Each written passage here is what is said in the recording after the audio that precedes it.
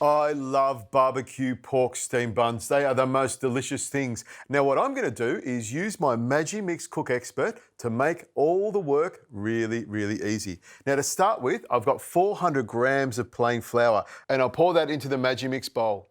Now to that, I'll put in my water and my yeast. And if you have a look here in the bowl, you can see the yeast is nice and foamy. That means it's activated. I put a cup of warm water, a tablespoon of yeast, and a little bit of sugar in here, and off it went, foamed up beautifully. Into the bowl it goes. Now I'll also add some oil. I'm just using some vegetable oil here, about a tablespoon of that, and also to give it some extra lift, about a teaspoon of baking powder. Grab the lid like this and pop it on and lock it into place. And then all we need to do is go down to our baking function, and we can see we've got brioche dough. So all I need to do is press OK there and it gets to the function. So it will mix all the ingredients together till we get a dough and knead them. And all you need to do is press start.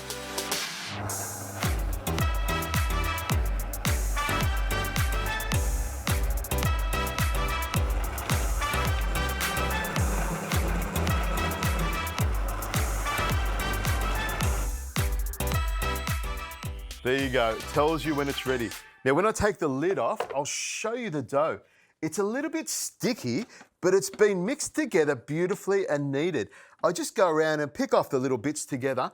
And look at that. Now at this stage here, we have to let the dough prove so that yeast will double in size. I just pop the dough ball straight back on top there like that, and then close the lid and over to the expert function. That's my favorite function. Now what we want to do is we want to prove the dough. So we go down here to 0. The blade will stay in place and let the dough rise really gently. Scoot across here to the temperature, 35 degrees Celsius, a nice gentle temperature for the dough to prove. Okay, we press it up to 30 minutes and that'll give me the perfect amount of time to start my pork filling. Now I've got my pan on and it's nice and hot. And to my pan, I'm gonna add about 2 tablespoons of vegetable oil.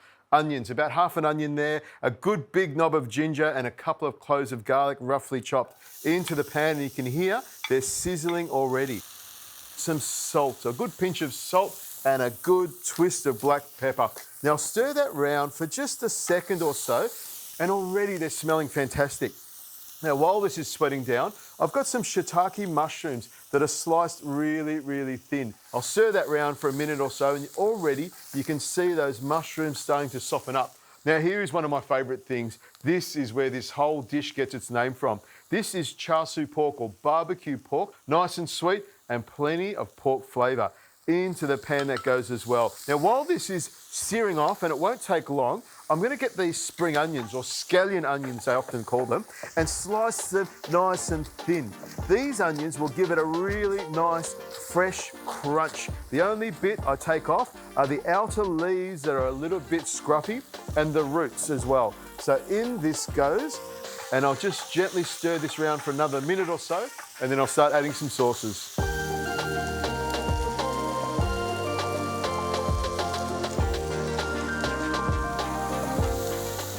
You can see the spring onions have sweated down beautifully. They're nice and soft, but still nice and green. In goes some hoisin sauce, about 2 tablespoons of that. These are the ingredients I like to add. Some sesame oil, just a few drops of that because it's quite strong. A little bit of black vinegar, that'll give it some tartness, which I really, really like. And some soy sauce, a good couple of tablespoons of soy sauce. But to thicken it all up, I've got some corn flour with some water, and I just mix that around a little bit here. I'm gonna add this into the pan just a little bit at a time to get it all mixed together beautifully. Now just stir that around for a second or so till it comes together, and you can see it's nice and thick. Now all I need to do is grab my little pan over here, bring it in, and then pour my barbecue pork mixture into the pan. Turn the gas off and then flatten it down. Now this will take about 20 minutes or so to cool down.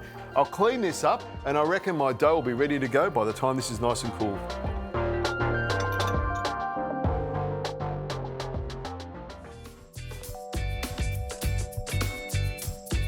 Ready to go.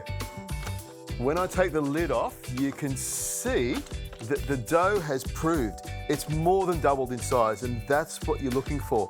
Now, the trick with this is to dust your bench with a bit of flour. You can see it's going to be a little bit sticky at this stage here, but if you grab it like this and dust your hand with a bit of flour, you can pull all of the dough out of it. If I wanted to, I could unscrew the bottom and every single bit of dough comes out of there easily, but I'm not going to muck around too much. I want to get into this dough and get it rolled out. A little dust with flour like that, and then all we're going to do is just roll it into a log so it's nice and smooth all the way along, and then we're going to cut it. You can see it's quite elastic. You should let it rest for a little bit, but we're not going to muck around with that. We're going to get into this really quickly.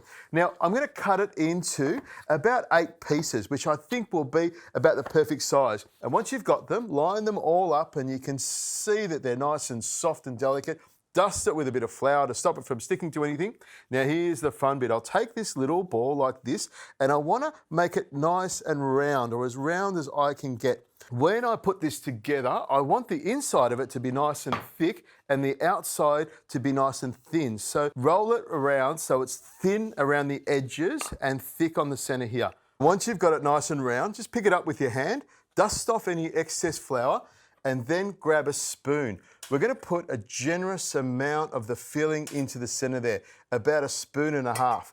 Now, this is the technique to put it together. You just fold it around and around, and then when you get to the top of it, you'll get it all the way around like this. You'll have those little pleats that are folded around like that, and when you get to the top of it, you just twist it around a little bit.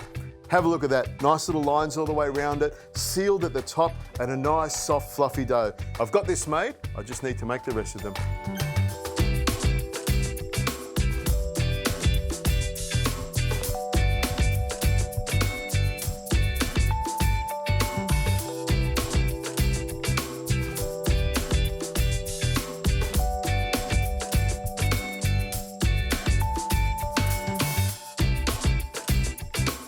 Okay, I've got my buns all rolled out and it's time to steam them. I'm going to use the Cook Expert to steam these buns, and it's really, really easy to do.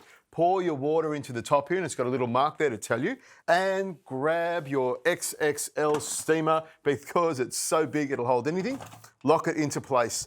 Then I take the lid off, tear a piece of baking paper because we want to make sure that the little buns don't stick, and then put your buns in there. Now I'm going to give them a little bit of room to expand so they don't bump into each other. So I'll move these around and I reckon I'll get 1, 2, 3, 4, 5 buns in here easily. Now it's just a matter of popping the lid on top like that and making sure it's sealed, and then going around to the front, selecting the cooking function. Okay, we want to steam, we just press on and off it goes. It's induction heating, so it'll happen fast. I just look through the top here and I can watch them cook. They'll smell delicious as well.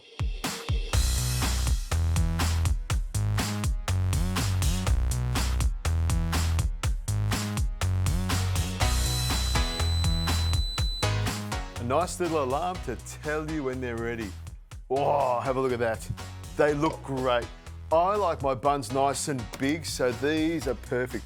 Oh, out it comes. Look at that.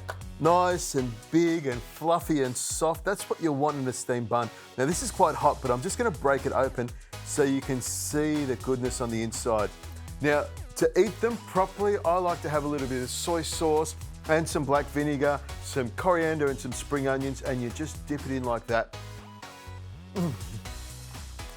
That's really good. And it's amazing how soft and fluffy that little bun is. All made in my Magimix Cook Expert. Very easy, isn't it?